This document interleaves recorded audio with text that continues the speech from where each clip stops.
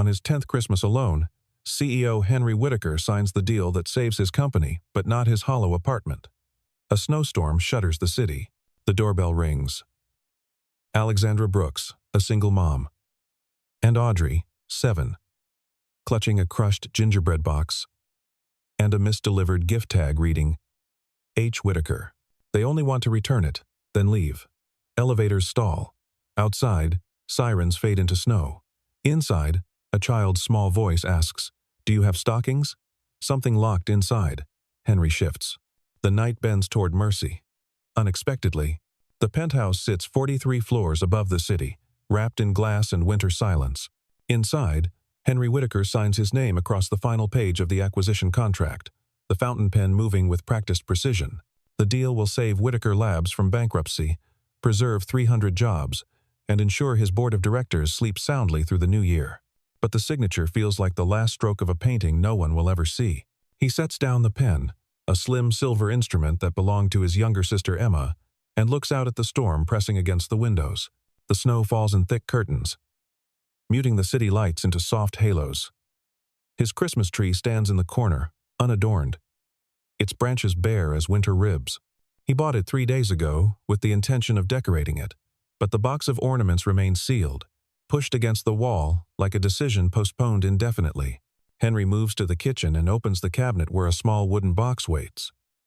Inside is an unfinished present, a half-knitted scarf in Emma's favorite shade of forest green. She died 12 years ago, on a night much like this one, her car sliding off an icy bridge while Henry was closing another deal in another city.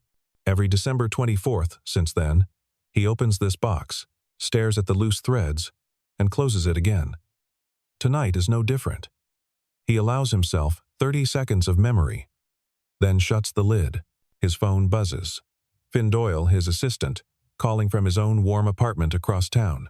Henry answers, expecting a last-minute emergency, but Finn only wants to confirm that the annual donation to the holiday cocoa drive has been processed. It has. $15,000, the same amount Henry contributes every year, without ever showing up in person to see where it goes. Finn hesitates before hanging up. "You know, Henry, Warm Night Shelter is just 4 blocks from your building. If you ever wanted to see the faces behind the numbers." Henry thanks him and ends the call. Numbers are safer than faces.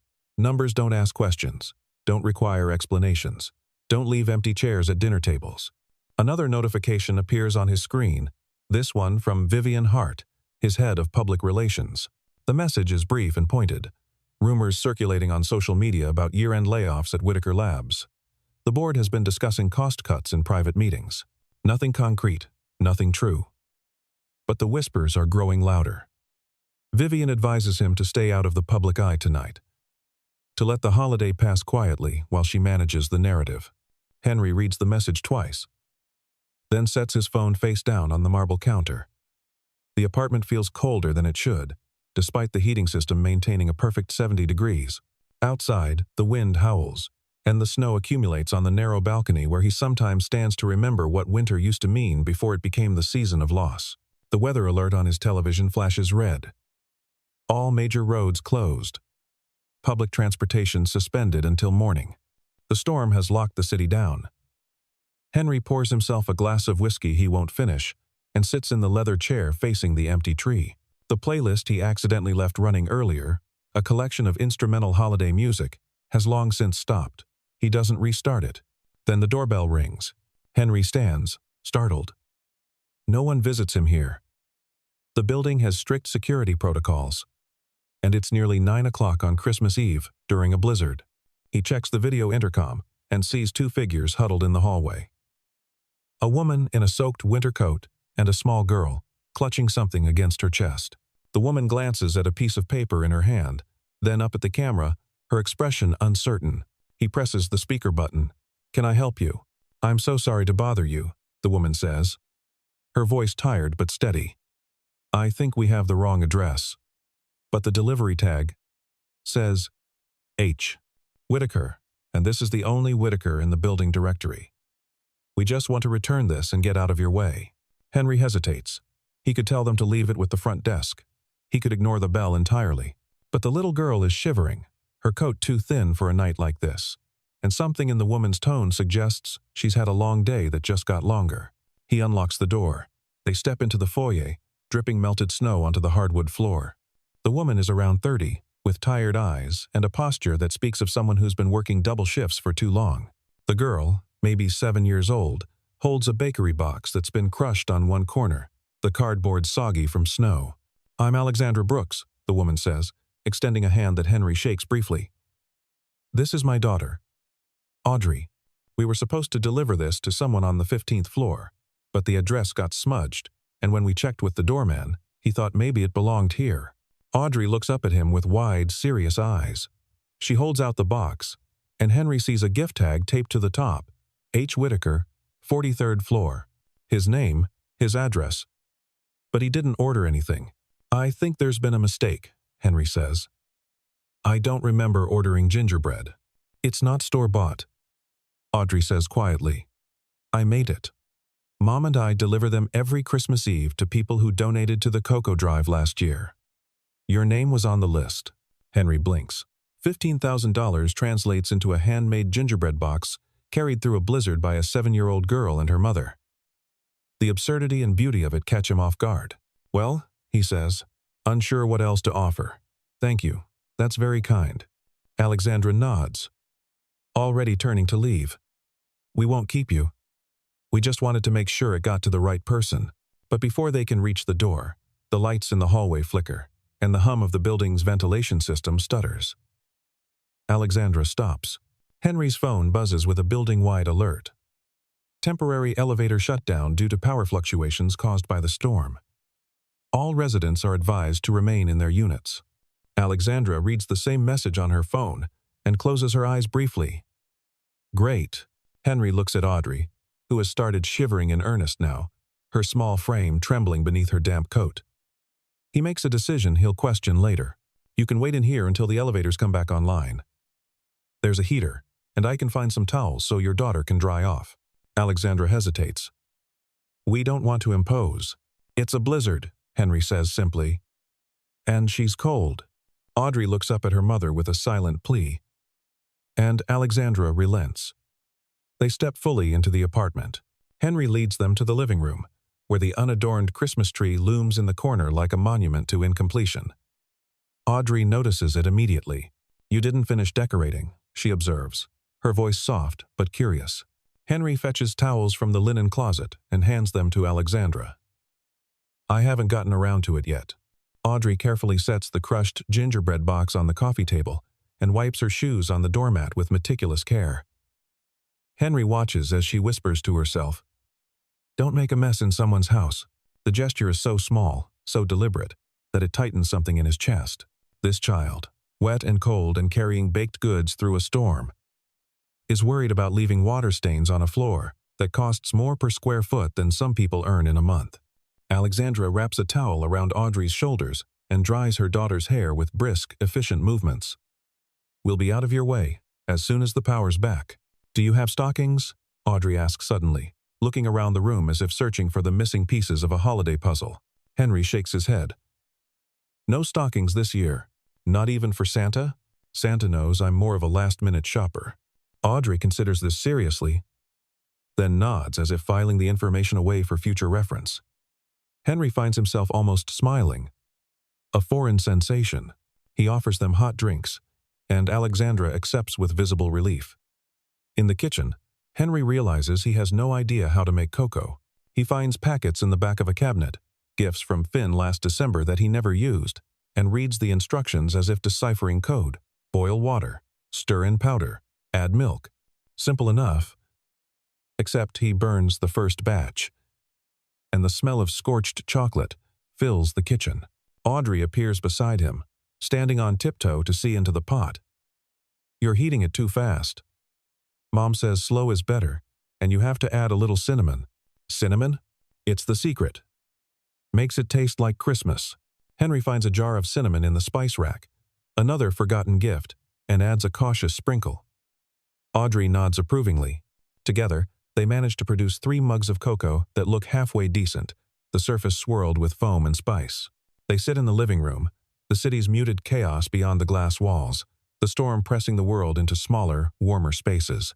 Alexandra holds her mug in both hands and stares into the liquid as if reading her future there.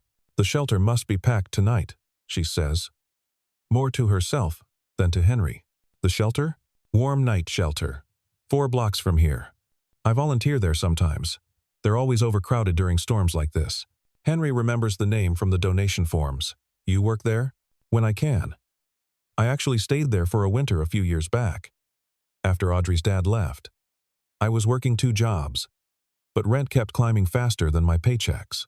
The shelter gave us a safe place until I could find something more stable. She says it matter-of-factly, without shame or self-pity. And Henry respects her for it. And now I work 2 different jobs, and we have our own place. Barely, but it's ours.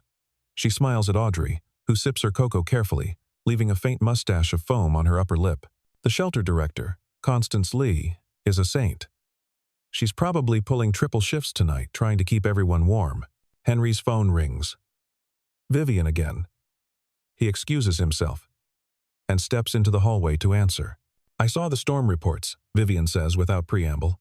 Do not, under any circumstances, go anywhere tonight. Dante Pierce is watching for any opportunity to spin bad press. One photo of you looking detached while the city suffers, and he'll plaster it everywhere. Stay inside, stay quiet, and we'll weather this. I understand, Henry says, though his gaze drifts back to the living room where Audrey is explaining to her mother that the cocoa is better than the cocoa they had last week at the community center. He returns to find Alexandra checking her phone, her brow furrowed. The shelter just sent out an emergency request. They're short on blankets, and the heating system is barely keeping up. With the roads closed, supply deliveries are stuck. Audrey tugs on her mother's sleeve. If he's rich, can't he help a little? Alexandra's face flushes. Audrey, that's not polite, but Henry heard her. The child's logic is simple and devastating. He has resources. People need help. The equation is elementary. Yet he's spent years finding reasons to keep the math abstract, the solutions indirect. Donations are clean. Donations don't require presence, don't demand vulnerability, don't risk the entanglement of faces and names and stories that might crack open the protective shell he's built around his life. He thinks of Oliver Grant, his chief financial officer, who would immediately list the liability risks, the insurance complications, the potential for lawsuits. He thinks of William Cross, the board chairman, who would call an emergency meeting to discuss whether Henry's judgment was sound enough to lead the company. He thinks of Vivian's warning to stay out of sight. Then he looks at the empty Christmas tree, its bare branches, a mirror of his own stripped-down existence, and makes the kind of decision that changes trajectories. I need to make a few calls, he says. He starts with Oliver, reaching him at a family dinner that Henry's interruption clearly doesn't improve. I want to open an emergency fund tonight. $50,000. Transfer it to Warm Night Shelter within the hour. Oliver's silence is long and ominous. Henry, it's Christmas Eve. The banks are closed. Even if I could process that, the board would have questions. We're in the middle of acquisition talks. Any unexpected expense, especially one that puts you in direct contact with vulnerable populations, increases our liability exposure. If something goes wrong, if someone gets hurt on company-funded time, the lawsuits could sink us. Then I'll do it from my personal account. Find a way. Personal funds don't shield you from liability if you're acting as the CEO. And if you show up in person, which I'm guessing is where this is going, you're opening yourself to a dozen different legal risks. Slip and fall claims, negligence accusations, bad optics. William will have your resignation letter drafted before New Year's. Henry closes his eyes. What if we frame it differently? What if I'm not representing the company? What if it's purely a private citizen opening his building's lobby as a temporary warming center? You'd need proper insurance, waivers, legal documentation. That takes days, not hours. What if I had a community lawyer willing to draft emergency paperwork? Oliver pauses. You'd have to sign personally. Full liability. If anything goes wrong, it's on you, not Whitaker Labs. The board might accept that. Might. Henry thanks him and hangs up. He calls Constance Lee next, the shelter director whose name he's seen on reports, but whose voice he's never heard. She answers on the third ring, harried and breathless. Constance Lee. Miss Lee, this is Henry Whitaker. I'm calling about tonight. There's a beat of confused silence. Mr. Whitaker? From the donation checks? Yes, I understand you're overwhelmed. I have a building with a large lobby, backup generators, and space. If I can secure legal clearance, would you be willing to coordinate using it as an overflow warming center for tonight? Constance's voice shifts, becomes sharper, more focused. Are you serious? Completely. I'd need to bring staff, supplies, and possibly 50 to 60 people. We'd need heat, water, restrooms, and someone on site to manage liability. I'll handle the building management and legal. You handle the people. Mr. Whitaker, if you're doing this for publicity, I need to know now. These people have been used as props before.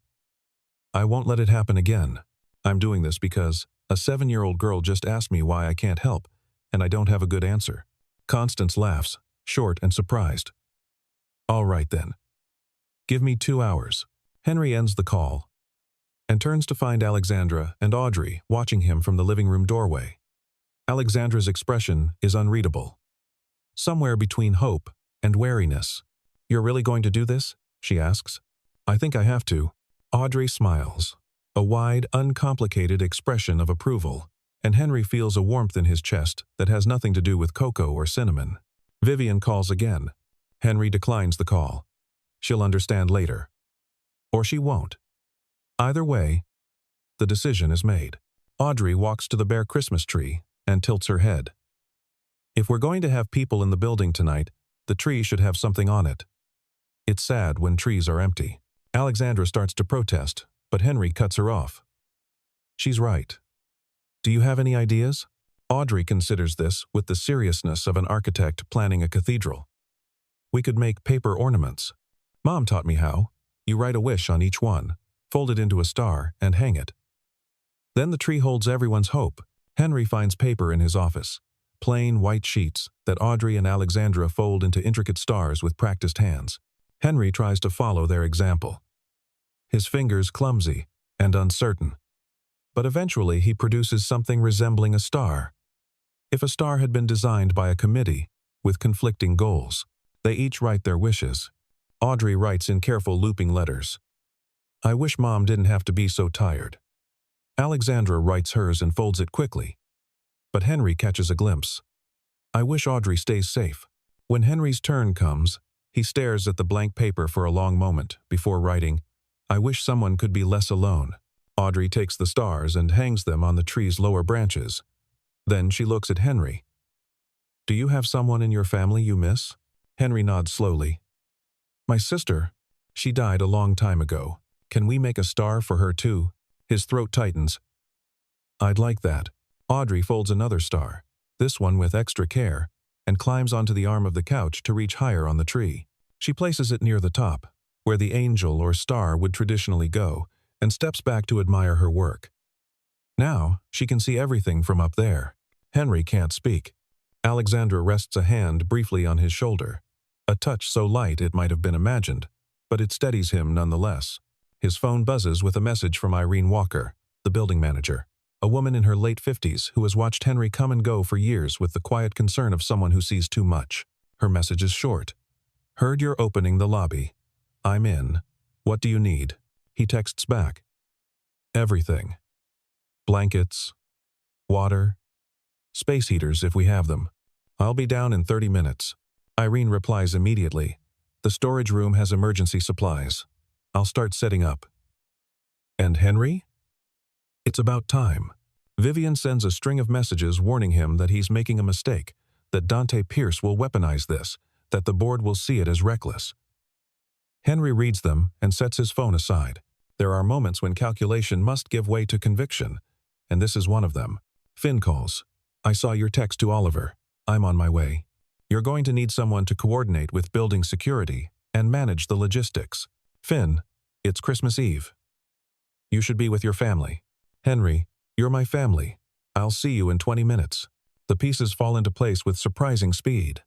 Farrah Collins, a community lawyer Alexandra knows, agrees to draft emergency waiver forms and liability documents. Constance assembles her team and begins the careful work of transporting people through the storm. Vivian, despite her objections, shifts into crisis management mode and starts preparing a media strategy in case the press gets wind of what's happening. Henry, Alexandra, and Audrey ride the elevator down to the lobby. The space is vast and marble cold, designed for aesthetic impact rather than comfort. But Irene has already transformed it. She and two security guards have arranged folding tables, stacked blankets, and set up a portable heater near the entrance. The building's backup generator hums quietly, ensuring the lights stay on. Constance arrives with the first group of people, 15 individuals ranging from a young mother with twin babies to an elderly veteran whose hands shake as he grips his walker. They move cautiously into the lobby, uncertain, wary of spaces that look too expensive to welcome them. Henry steps forward, and the words come more easily than he expected. "This building is yours tonight. We have warmth, water, food on the way, and a place to rest. You're safe here." A man in his 60s, his face weathered by years of outdoor living, looks at Henry with skepticism. "What's the catch?" "No catch. Just a warm place to sleep." Alexandra sets up a welcome table with Audrey's help, checking people in, recording names for Farah's legal documentation, handing out blankets. Audrey arranges gingerbread cookies from the crushed box onto a plate, the broken pieces carefully positioned to look intentional. More people arrive in waves. Constance's team moves with practiced efficiency, but there's an undercurrent of emotion Henry can't quite name. These aren't faceless statistics or numbers in a budget report.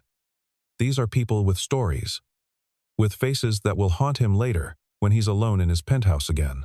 A veteran named Marcus tells him about losing his job after his PTSD made it impossible to work in loud environments. Henry listens, then disappears into a storage closet and returns with a pair of noise-canceling headphones, expensive ones he bought for flights and never used. He hands them to Marcus without ceremony. "Try these. They might help." Marcus stares at the headphones as if they're made of gold. "I can't accept this." "You're not accepting. I'm lending. You can return them when you're ready." But they both know the headphones are a gift, just as they both know that small acts of dignity matter more than grand gestures. A woman arrives with a boy around 8 years old who refuses to let go of her hand. Audrey approaches them shyly and offers the boy a piece of gingerbread. He takes it but doesn't eat, just holds it like a talisman. Audrey sits beside him on a bench and starts talking about her favorite books, and slowly, carefully, the boy relaxes enough to take a bite. The lobby fills. The storm continues to howl outside, but inside, the space warms with body heat and shared presence. Finn coordinates with the night shift security team to ensure smooth entry and exit. Irene brews pot after pot of coffee and cocoa. Alexandra manages the growing list of names and needs with the calm efficiency of someone who has stood in similar lines herself. Henry moves through the crowd, not leading so much as participating, and it strikes him that this is what Emma would have wanted. She always believed that money was a tool, not a trophy, and that the measure of a life wasn't what you accumulated but what you gave away at the moments that mattered most. A photographer from a local news outlet arrives, drawn by a tip from someone in the crowd. Henry tenses, but Vivian intercepts the woman and speaks to her in low, urgent tones. Minutes later, Vivian approaches Henry. "I told her the truth, that you're a private citizen using your building to help during a storm, that you're not looking for credit." She wants a statement. Henry shakes his head. No statement. If she wants to photograph people being warm and safe, she can do that. But this isn't about me. Vivian nods slowly. "I'll make sure the story focuses on the shelter and Constance's team." "But Henry, Dante Pierce is going to spin this. He's already sent out messages accusing you of using a crisis for publicity." "Let him.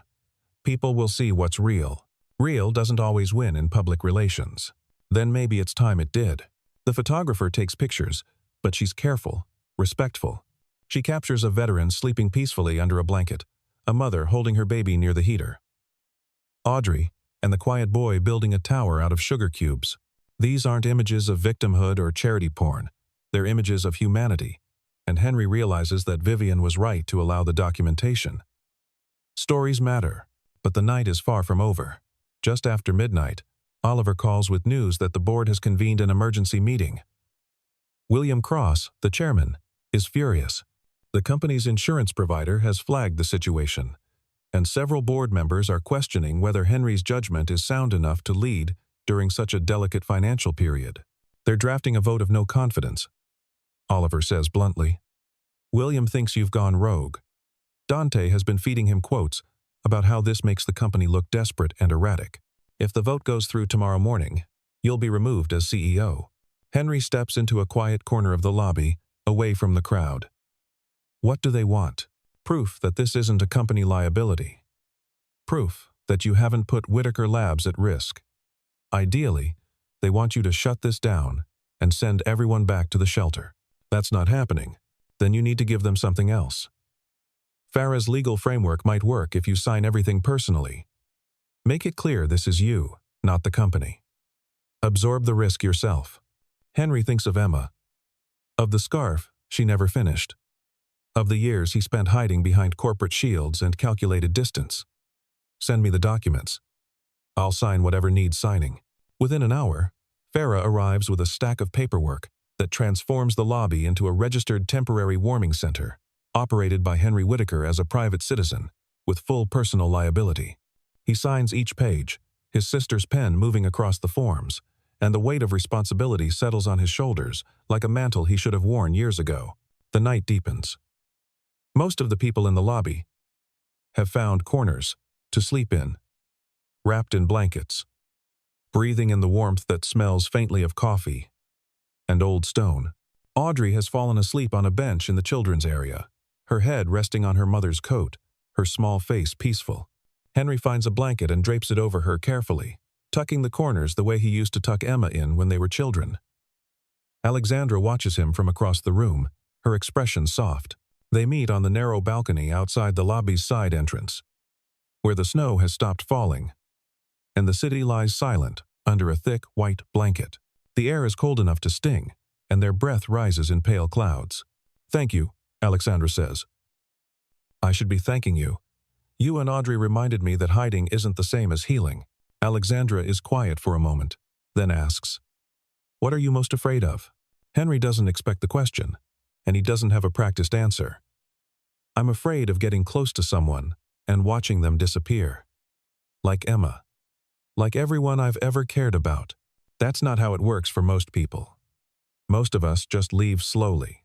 Jobs change, friendships fade, people move to different cities. It's ordinary and sad, and nobody's fault. That doesn't sound comforting. It's not supposed to be. But it's real." She turns to face him fully. "You can't stop loss by refusing connection. You're just guaranteeing a different kind of loss, the kind where you wake up one day and realize you've been alone so long you've forgotten what it feels like to matter to someone." Her words cut cleanly, precisely, the way truth often does. Henry has spent a decade constructing arguments for his isolation, philosophical frameworks that justify the emptiness. But Alexandra dismantles them with a single observation. "What do I do with that?" he asks. "You stay. You show up. You let people matter. Even when it's terrifying." She smiles. Small and sad. "It's not about saving anyone, Henry. It's about being there when the cocoa burns and the tree is empty and the gingerbread breaks. Audrey and I don't need you to fix our lives. We need you to care that we're trying." Henry looks at the paper star on the tree in the lobby, the one Audrey placed high for Emma. An idea forms, tentative and fragile. "I want to create a fund," he says slowly. "An annual thing. Every Christmas, we open warming centers in buildings across the city. Not just mine.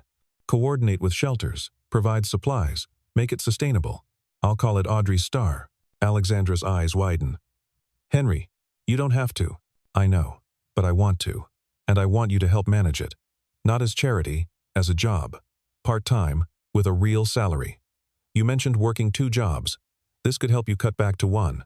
You'd coordinate logistics, manage budgets, liaise with the shelters. You're offering me a job at 1 in the morning on Christmas. I'm offering you a partnership in something that matters." Alexandra studies his face, searching for insincerity. Finding none. "I'll think about it. But only if the contract is professional, the pay is fair, and I'm not expected to be grateful every day." "Deal." They shake hands, and the gesture feels like more than a business agreement. It feels like a promise that people can choose their families, their obligations, their connections, and that those choices can be made without pretense or performance. The dawn breaks slowly, the sun filtering through the snow clouds in shades of pink and gold. The storm has passed, leaving the city coated in white silence. People begin to wake, stretching stiff limbs, folding blankets, preparing to return to their lives. Constance organizes departure logistics with quiet efficiency. Vivian arrives with bags of warm breakfast sandwiches donated by a nearby diner, and the lobby fills with the smell of eggs and toasted bread. Irene makes a final pot of coffee strong enough to wake the dead. The photographer's story goes live just after 8 in the morning. Not on the front page, but in the local section, a simple photo essay titled "Warm Spaces in a Cold Night." The images are honest. People sleeping safely. A child sharing cookies. A CEO in shirt sleeves, handing out blankets without fanfare. The caption mentions Whitaker by name, but focuses more on Constance and the shelter's mission. The public response is swift. Other building owners reach out asking how they can participate. Small donations flood the shelter's website. Dante Pierce tries to spin the narrative as performative, but his words land flat against the images of real people helped in real time.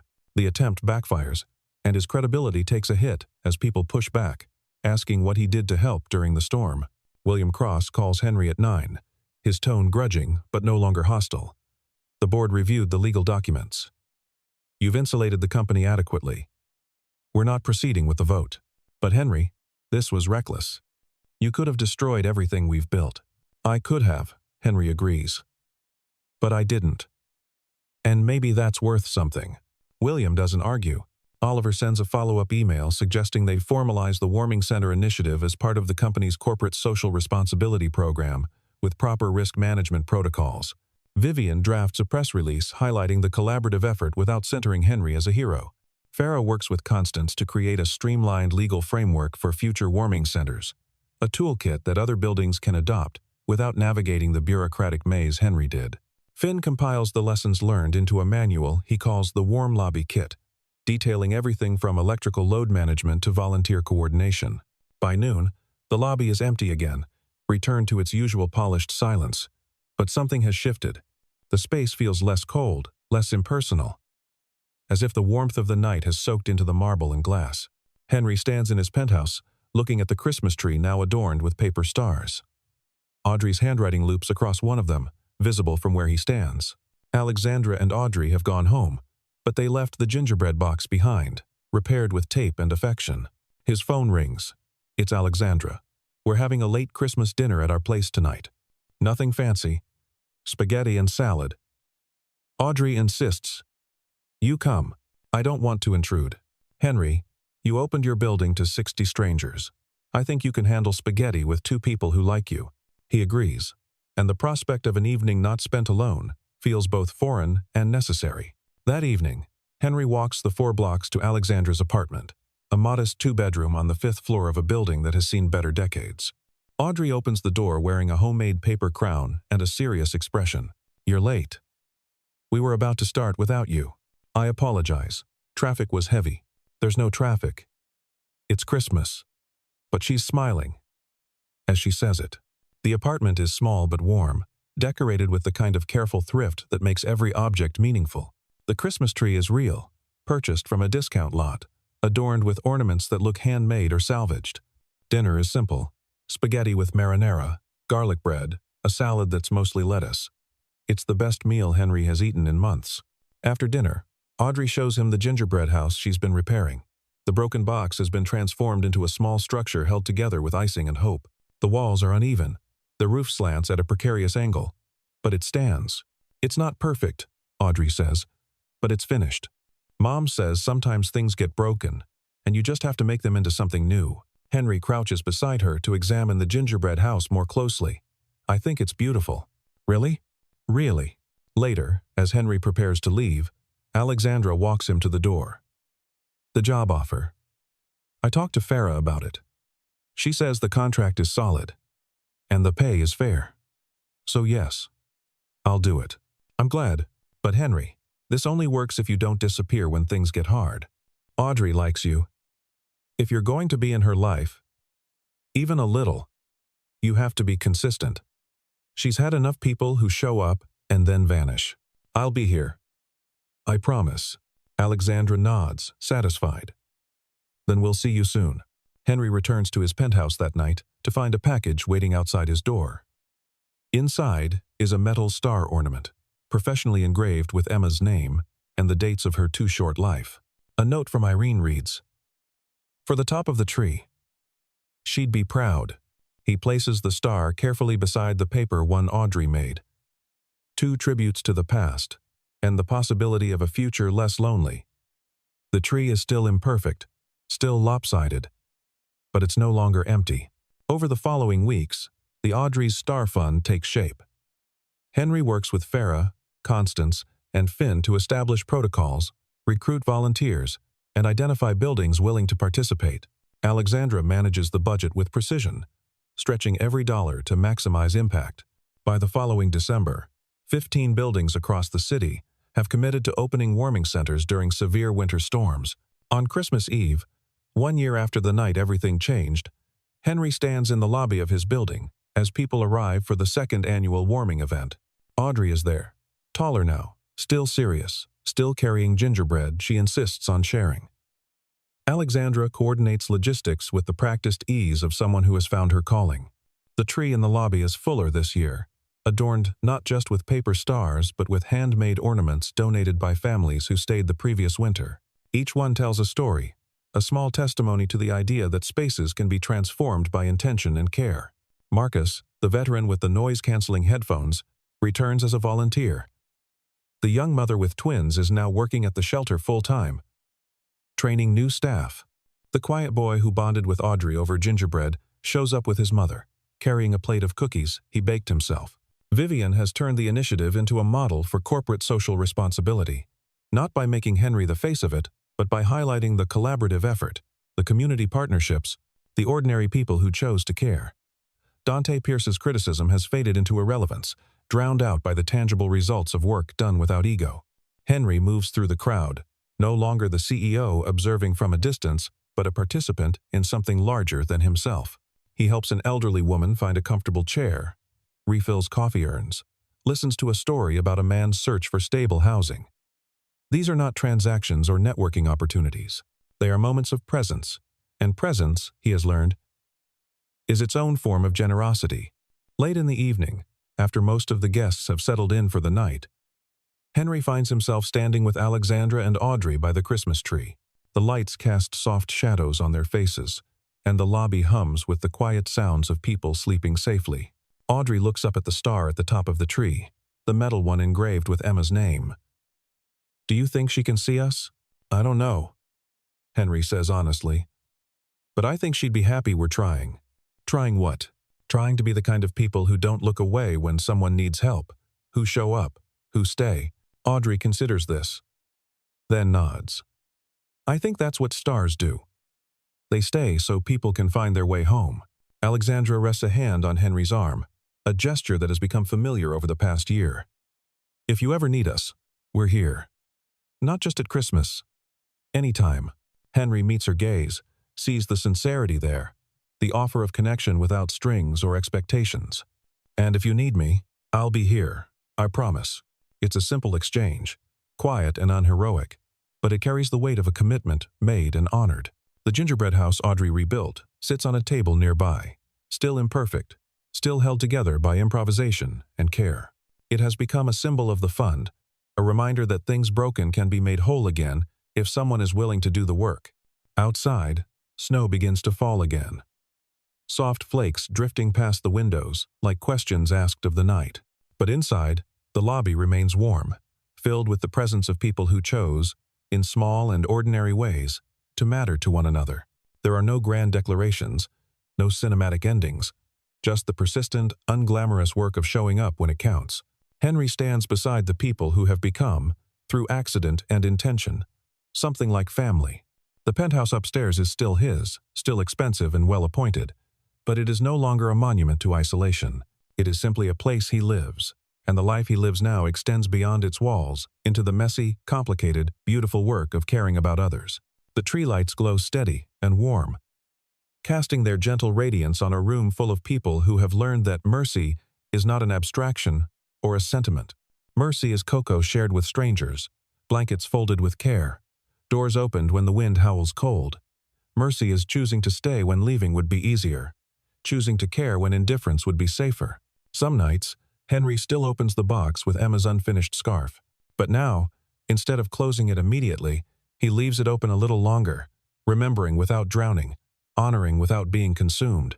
The grief is still there, will always be there, but it no longer defines the boundaries of his life. And when the last of the coffee is brewed, and the last of the blankets distributed, when Audrey has fallen asleep on her mother's shoulder, and the photographer has captured the quiet dignity of people resting safely, Henry returns to his penthouse and looks out at the city below. The lights stretch to the horizon, each one a window into another life, another story, another chance for connection. He thinks of the doorbell that rang a year ago, the crushed gingerbread box, the child's voice asking about stockings. He thinks of how easily he could have turned them away, how close he came to missing the opportunity to become someone better than he was. The night bends toward mercy, unexpectedly, but only if someone is willing to open the door when it knocks. Henry has learned this lesson the hard way, through storms and stars and the persistent kindness of people who refuse to let him remain alone. And now, standing in his apartment that is no longer quite so empty, he understands that the greatest gift is not what we possess, but what we give away. Not the walls we build, but the doors we choose to open. Christmas comes not from lights or trees or perfect decorations. It comes from the small, brave act of letting someone in, of being present in a world that often rewards absence, of choosing warmth over safety. Henry has made that choice. And though the future remains uncertain, though the work is far from finished, he knows he will not face it alone. The tree in the lobby holds its stars. The broken gingerbread house stands on its table. And somewhere in the building, people sleep who would otherwise be cold. It is enough. It is more than enough. It is, in the truest sense, what Christmas was always meant to be. A light in the darkness, a door left open, a hand extended in the hope that someone, somewhere, will reach back.